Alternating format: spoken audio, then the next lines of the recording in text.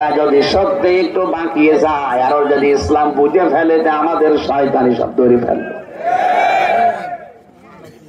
আমির জামাত doctor Shafiqur রহমানের দ্বিতীয় ঘোষণা হচ্ছে, দেশে ইসলাম যদি কায়েম হয় ওর পরের দিন বাংলাদেশ থেকে চাঁদাবাজি ঝাঁটিয়ে বিদায় করা হবে।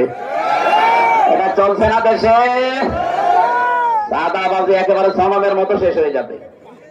এই জন্য আমরা চাচ্ছি, আমরা দুনিয়ায় শুধু হাসানা হাসানা হাসানা চাইলে হবে, এটা নিয়ে যাওয়া লাগবে ফাস্তা জাহারাহু, বিজয়ী বেশে। কোরআন এই দেশে বিজয়ী হয়ে গেলে লাভ কি? ফাহাল্লা হালালাহু ওয়া হারামা হারামাহু, হালালকে হালাল জেনে মানতে পারবেন, হারামকে হারাম জেনে ছেড়ে দিতে পারবেন। এই বাংলাদেশে এখন এই পরিবেশ আছে যে হালালকে হালাল জেনে মানা যায় না, যায় না, কারণ কোরআন বিজয়ী নেই।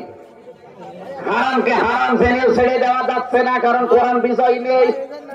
কোরআনে কারীম যদি সত্যি বিজয়ী হয়ে যায় এই দেশে, আপনি হালালকে হালাল জেনে মানতে পারবেন, আমি কথা দিচ্ছি। হারামকে হারাম জেনে আপনি ছেড়ে দিতে পারবেন।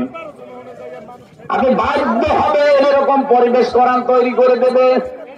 অনেক মানুষের ভয় আছে যে আল্লাহ কোরআন যদি দেশে কায়েম হয়ে যায়, আমি একটু বিড়ি খাই, খেতে পারবো না পারবো।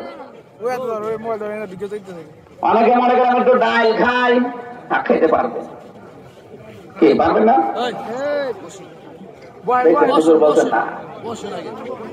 আরে ভাই, আপনি এখন যদি মসজিদে যান, এই শিবসার পাথরে মসজিদে যাবার পরে যদি দেখেন যে আমার বিড়ির নিশা, এই চার দেওয়ালের মাঝে খেতে পারবেন, খেতে পারবেন। ওখান থেকে বাইরে যে খান, কারণ মসজিদের পরিবেশই ওই রকম, যখন বিড়ি খাওয়া, ডাল খাওয়া। বলেন বলুন, কোরআনে কারীম যদি সংসদে যায়, পুরা ৫৭,০০০ বর্গ মাইল মসজিদের মতো হয়ে যাবে। আপনি যে বিড়ি খাবেন এরকম মনই আসবে না, এরকম পরিবেশই পাবেন না দেশে। পুরাটা হয়ে যাবে একটা মিনি জান্নাত। সুবহানাল্লাহ বলতে পারেন না? তাহলে ওইটাকে ফেরেশতারা করে দিয়ে যাবে।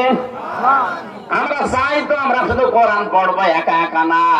কোরআনে কারীম আমরা পড়বো, বুঝবো, আমরা নিজেরা মানবো, আর মানুষ যেন মানতে পারে সেই ব্যবস্থা আমরা করে দেব। এইটা করতে গিয়ে আল্লামা সাঈদী ফাঁসির দড়ি গলায় নিয়েছে, এইটা করতে গিয়ে মাওলানা নিজামী জীবন দিয়েছে। তাছাড়া শুদ্ধ করে তারা যদি পড়তো, তারা যদি বুঝতো, তারা যদি নিজেরা যতটুকু মানবে মানতো, জীবনে একজন শত্রু তাদের ছিল না। সেই বলেছে না আমি এটা মানাতে চাই, তখনই তার শত্রু বেড়ে গেছে।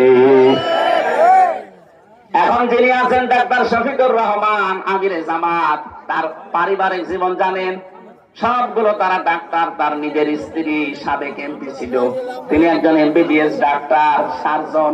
তার মেয়ে দুইটাই ডাক্তার, তার ছেলেটাও ডাক্তার। এটা জেনারেল শিক্ষিত মানুষ, কিন্তু খাস বড়দার যে বিষয়টা আমি দেখেছি, তার পুরা জীবনে দেখলাম এবং বাস্তবেও কিছু দেখেছি। কত আলেমের সাথে মিশেছি না, এরকম পর্দা আমি পাইনি। আর ভাই বাস্তবতা এইটা। আপনি কোরআন শুধু নিজে পড়বেন, সে যে নিজে বুঝবেন, নিজে মানবেন, তাহলে তো ওই লোকটার আর সমস্যা ছিল না।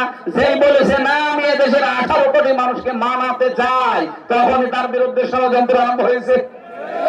আপনিও যদি এভাবে করতে চান, আজকের এই লোকটা শুধু সারা জীবন কোরআন পড়বে, শুদ্ধ করে বুঝবে, শুধু নিজে মেনে চলবে, একটা শত্রু ওই লোকটা পাবেন না। যখনই বলবে আমি একা জান্নাতে যেতে চাই না,